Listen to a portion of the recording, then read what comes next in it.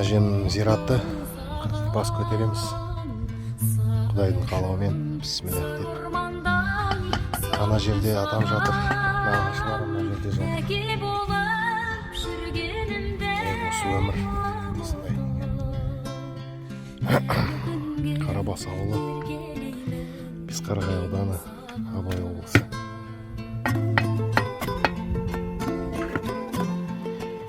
Не бүгін зират басы көтердік әжеміздің. Осылай.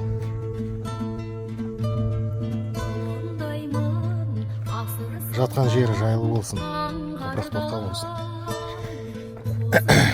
Мына жерде нағашы ағам жатыр, Еспек. Мына жерде атам жатыр, Серікбол.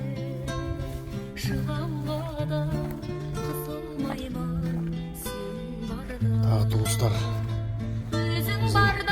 Алтынбек ағамыз, Әскер ағамыз,